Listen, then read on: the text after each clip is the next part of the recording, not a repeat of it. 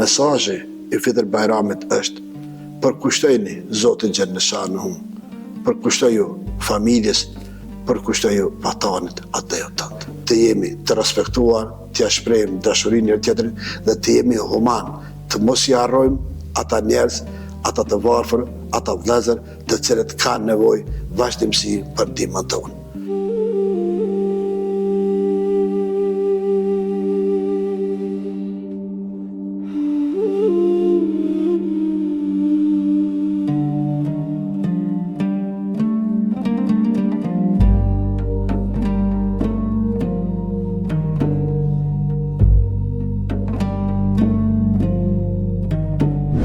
Përshëndetje, hoq, faleminderit shumë që keni gjetë kohë për me zhvillu këtë intervistë. Faleminderit e për juve, jeni të mirë se ardhë kur do herë. Jemi në përfundim të Ramazanit. Si e kishte përshkruar këtë muaj për besimtarët nga aspekti fetar dhe ai shpirtëror? Me të vërtetë muaji Ramazanit ishte ai muaj të cilin besimtarët e kanë prit pa durim, për shkak se ky muaj sjell me vete gjitha të mirat që mund t'i gëzojë besimtari. Dhe për më të mirave që ky muaj begat i Ramazanit, s'ka dyshim se është ana e brendshme shpirtërore besimtarit, ashtu si thot Allahu në Kur'an se me qëllim të agjerimit të Ramazanit kemi për qëllim që besimtarit të arrijë devotshmërinë, të arrijë ata për të cilin ne mundohem e që është një gjellëko, që është edukata, që është morali, që është sjellja, që është edukata e mirë, andaj e lusim Zotin Xheleshanu që këto qëllime që kishte muaj begat i Ramazanit të arrijë të secili besimtar e besimtare, që ajo të përsoset në vepra të mira, që ai apo ajo të arrijë devotshmërinë, takvallahun, frikë respektin ndaj të Madhit Zot Xheleshanu, që ai apo ajo të arrijë shpërblimin e të Madhit Zot Xheleshanu, i cili ka garantuar e shpërblimi më i madh pra për besimtarin në këtë dynjë është qetësia shpirtërore që duhet të arrijë nëpërmjet agjerimit, nëpërmjet këtij muaji të begat të Ramazanit. Sa është e rëndësishme dhënia e ndihmave ndaj njerëzve në këtë periudhë? Nuk ka dyshim se pikërisht kjo pjesa e fundit e muajit të begat të Ramazanit e ka dhe këtë element ku besimtarët dhe besimtarja janë solidar më shumë se gjatë muajve tjerë. Janë më solidar më shumë se fillimi i begat të Ramazanit, për arsye se muaji i begat të Ramazanit lidhet edhe me çështjen e dhënies humanizmit dhe askush prej nesh nuk mund ta di ndjenjen e të qenit i uritur se sa gjatë muajit të begat të Ramazanit, ku ne përjetojmë urinë, ku ne përjetojmë etjen, siç mund ta përjetojë çdo njeri i cili nuk ka kushte të mira materiale. Andaj kjo ndjenjë të cilën e afron muaji begat të Ramazanit, neve na stimulon që të jemi më solidar, neve na stimulon që të kujtojmë më shumë ata të cilët nuk kanë, ata të cilët pothuajse e ndjejnë varfrinë, e ndjejnë urinë, e ndjejnë etjen edhe jashtë muajit të Ramazanit. Andaj kjo ndjenjë të cilën e afron muaji begat të Ramazanit s'ka dyshim se neve na bën më human, më solidar për të përjetuar ato momente që përjetojnë ata që nuk kanë. Andaj ky përjetim neve na shtyn që t'i shohim ata, t'i dëgjojmë ata dhe t'ju ndihmojmë ata kudo që gjenden. Çfarë përfaqëson Bajrami në Islam dhe cili është mesazhi kryesor i kësaj feste? Padyshim se festa e Fitr Bajramit është ajo festë ku i Madhi Zot Xheleshanu i shpërblen besimtarët e besimtarët, të cilët ju kanë përgjigjur të Madhi Zot Xheleshanu me agjerim dhe vepra të mira.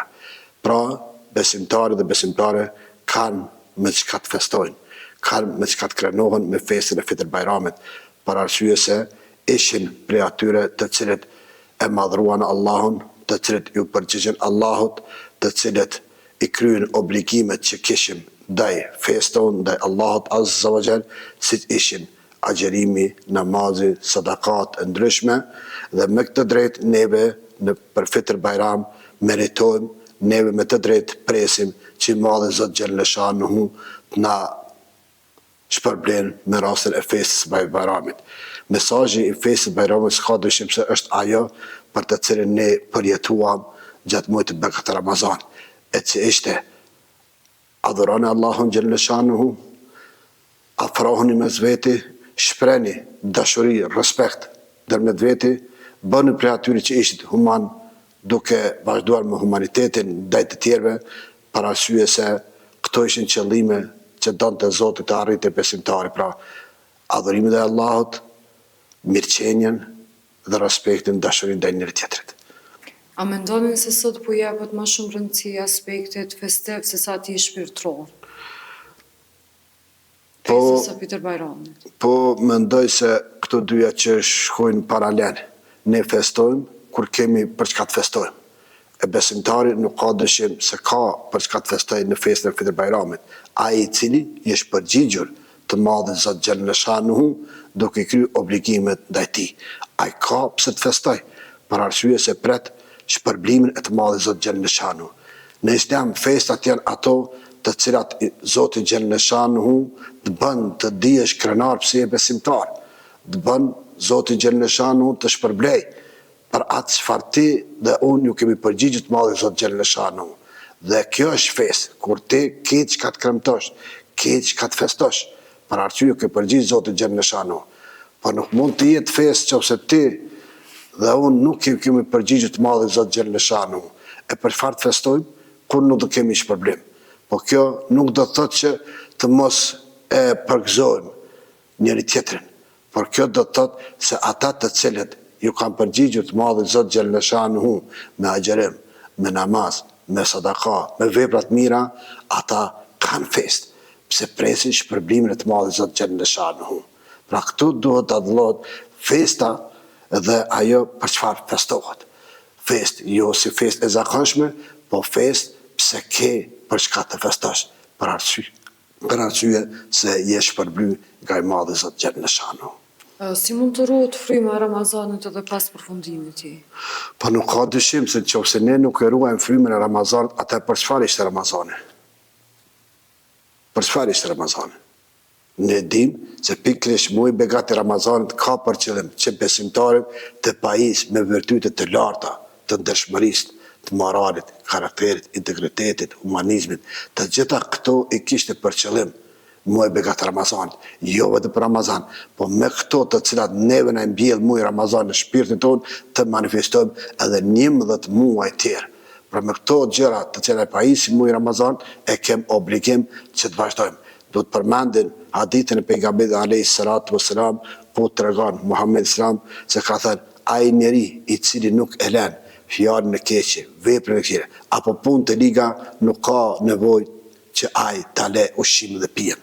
Pra, neve pse kemi lënë ushqimin dhe pijen, i kemi lënë për hir të Zotit Xheleshanuhu që të lojmë edhe dukurit negative tjera. Ne kemi agjëruar për hir të Allahut Xheleshanuhu vetëm e vetëm që të arrijmë gradën e devotshmërisë. Kur janë pyetur ulemat dietar se ç'është kjo devotshmëria, kanë thënë, a ke ecë në për rrugë me gjemba, me thera? Po, kam ecë. Dhe çfarë ke bërë? Jeru për mos me shkerto. Andaj ky është qëllimi i agjerimit, që neve pra të ruhemi prej veprave të liga, prej veprave të këqija edhe jashtë muajit Ramazanit, ashtu siç e ruajtëm veten gjatë muajit Ramazanit, që të mos e ndym agjerimin ton me punë të liga, me vepra të liga, me mendime të këqija. Pra ky është qëllimi i Ramazanit, që neve të vazhdojmë me këto qëllime edhe jashtë muajit Ramazanit, që ne pra të arrijmë pjekurinë e devotshmërisë, që të arrijmë integritetin social, moral, edukativ. Cili është gabimi më i shpesh që bëhet gjatë muajit Ramazanit? Po s'ka dyshim se ne jemi njerëz, ne edhe mund të gabojmë. Por gabimet të cilat bëhen me qëllim, ato duhet të eliminohen. Kurse ato gabimet që mund të bëjë njeriu si neglizhencë, mosdije, ato edhe falen tek Zoti Xheleshanuhu. Unë mund të përmend disa arshime që neve mund të bëjmë pa qëllim, që duhet kemi kujdes, sikur që ndonjë fjalë, tash e thëme, marrja për goje, apo diçka tjetër, se ai që është agjërueshëm nuk ja lejon vetes bëjë ndonjë mëkat të madh, që ta dëmtoj dikon, që t'i hin hak dikon, që ta lëndoj dikon, për arsye se nuk ka atëherë pesh agjerimi i tij. Por janë ato gabime, ato lëshime pra të vogla që ne duhet kujdesemi edhe për to që t'i eliminojmë apo t'jenë të pranishme sa më pak në veten tonë. Çfarë mesazhi keni për besimtarët në prag të festës së Peter Bajramit? Unë kam mesazh për të gjithë besimtarët e besimtarët, ata që na ka mësu i madhi Zot Gjelle Shanuhu. Mesazhi i Fitr Bajramit është: përkushtojeni Zotin Gjelle Shanuhu, përkushtoju familjes, përkushtoju vatanit atë dhe tëndë. Këto trija na ka dhënë muaj bekat i Ramazanit. Na dha agjerimin që nuk e kishte në këtë formë asnjë popull, po që neve Zoti Gjelle Shanuhu na ka bë krenar me këtë çështje të agjerimit, që neve ta agjerojmë për hir të Zotit Gjelle Shanuhu, që ta madhrojmë Allahun. Asnjëherë nuk ishim më afër me familjet tona se sa që ishim Ramazan, dhe asnjëherë nuk kontribuam më shumë për vendin ton, për shtetin ton, se sa në muajin Ramazan.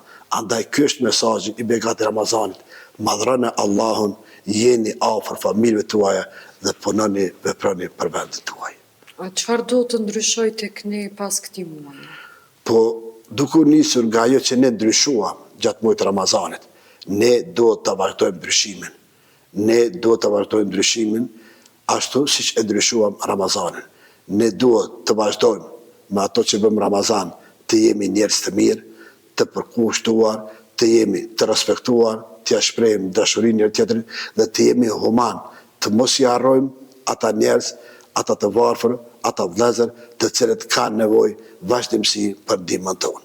Këto ishin mesazhet e bekat të Ramazanit që ne duhet pra t'i përcjellim në vazhdimsi, pra këto mësimet të Ramazanit të jenë edhe jashtë Ramazanit për të gjithë neve. Dhe për fund, na jap një këshill për të rinjët. Po, nuk ka dyshim se rinia është e ardhmja në vendit. Një rini e shëndosh, një familje shëndosh, një shtet i shëndosh. E gjithë e ardhmja e një vendit është tek rinia jonë. Ne jemi mburrë me rinin tonë, ne mburrëm me rinin tonë, po do të punojmë shumë që kjo rini të jetë e ardhmja e sigurt e vendit tonë. Ne do të punojmë shumë do të punojmë, t'ju bëjmë vend këtyre djemve dhe vajzave tona të reja, që ta duan vendin e vetë, që të punojnë për vendin e vetë, që të rriten të edukohen në vendin e vetë. Asesi nuk duhet që rinin tonë të shëndosh, të lojmë në për rrugë, të lojmë vendeve të ndryshme të botës, për arsye se Kosova është vend i vogël, Kosova ka nevojë për rinin e vetë, Kosova rritet vetëm kur rritet rinia e saj. Prandaj lutim Zotin Gjelle Shanuhu që rinin tonë ta ruaj, ta edukoj, ta frymëzoj në rrugën e fesë, në rrugën e atë dashurisë. Faleminderit shumë për kohën. Faleminderit edhe për juve, ishte kënaqësi.